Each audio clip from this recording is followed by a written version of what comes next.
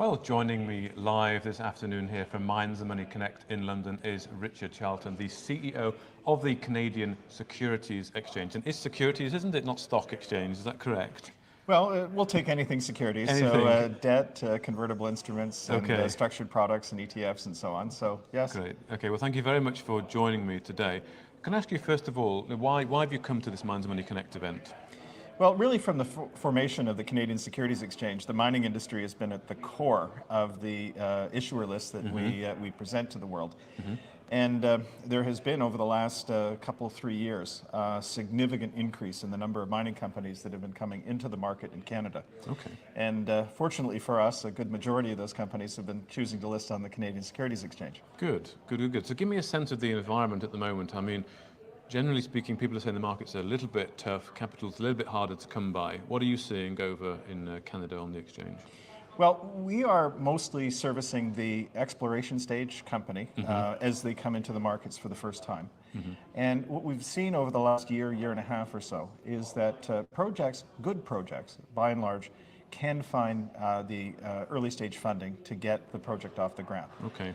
And typically how it works is that there will be an informed institutional investor, a family office that with significant exposure and expertise in the mining space that will lead the offering, and then you'll see retail distribution that takes place with that lead order in place. Okay. And ideally, what we'd like to see is a company that has a significant distribution so that once it hits the market, there's enough stock out to trade, to have appropriate price discovery. And for interested investors, obviously, as the company matures, progresses its project, that they can actually buy the stock, which is really where we come into the picture. So what do you think what makes a good, compelling investment then that will stand out and get the interest that it deserves? Well, one of the reasons for the increase in the number of companies coming into market is, of course, whether you want to call it the shortening the supply chain trade, the electrification of the economy trade, or critical minerals trade, it really boils down to the same thing, and that is, instead of the traditional precious metals exploration that we've seen on our markets that really used to drive the bus, now we're seeing copper, nickel, cobalt, zinc, lithium, graphite, rare earth minerals that are the focus of investor attention. Okay. And one of the interesting things about those projects is many of them were drilled historically, 60, 70 years ago, and for a variety of reasons weren't economically viable back, at the time. But there's a good body of insight from a geological perspective into these properties. So what we're seeing is now these properties are now being brought up to 21st century technical standards, and they are progressing much faster pace than you see a typical exploration story. So you asked me, one of the reasons we're in London is we're seeing a number of these companies now thinking about moving into the production phase, which is going to require significant levels of investment, hundreds of millions in point of fact. And so the companies that choose not to sell out to a major or do some kind of structure with a major, a streaming royalty or what have you, to fund that production phase, they're in London, they're in New York, they're in Sydney, they're in Toronto, Vancouver, and Calgary, and Montreal, raising those funds because they are very large financings, of course, in this space. So we're here to support the efforts of some of our issuers here, and also working with the exchanges and the brokerage community locally so that we can remove as much friction as possible for these companies as they may list on the London Stock Exchange or Equus. Indeed. And so we need to make sure that we're known to them, that our processes from a regulatory perspective are known and respected, and that our companies can take advantage of a number of the exemptions that are available to companies that are coming onto the markets here from mature markets internationally. Okay. Well, of course, this is a mining-focused event. There are lots of TSX-listed companies here, a couple of NASDAQ, and I think a couple of London as well. We were talking before we came on air here. You said you listed, 80 mining companies, most of them IPOs, last year? That's correct. And 22 in the first quarter of 2023. And we have reasonably good visibility about 4 to 6 months in the future. And I can project that will be 20 to 25 companies in the mining space Okay. in each one of the next 2 quarters. Okay. So very robust. Indeed. And you're saying these are more battery metals focused, the green metals, let's say, the green economy metals.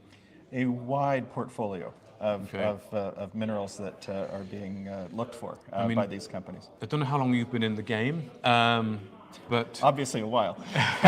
longer than me probably. But you know, we all know that the sector is very cyclical, and it's also had a heck of a lot of underinvestment in recent years. Do you think this sector is due for a huge turnaround, and do you think it's going to be driven by the green economy shift? And we're starting to see some of those early signs now, would you say, given the IPOs that you're seeing onto the CSE? I think there's really a couple of things. Yes is the quick answer. I'm very bullish on the sector, and not just as a flash in the pan, but I think this is in fact a major generational shift in investment into the mining sector. Okay. So nickel and copper in particular, we haven't seen a lot of projects come online globally. And we know, even without a significant shift to electrification, there's going to be significant shortfall in copper delivery in the next 12 to 18 months. Okay. But then you add on the fact that, I've been told that there's 40 pounds of copper in a Tesla and 4 pounds in a typical internal combustion engine car. That tells you that there's going to be a massive shortfall unless we fill that gap with new resources that are brought into production. Indeed. And I sense that North American governments have a real will to move this along much faster than they did even 2 years ago. Fantastic. And so we'll see an acceleration in the permitting processes to get these minerals into production in North America with those shorter supply chains and being able to meet the supply chain needs of the battery manufacturers and other folks that are building the so-called green economy.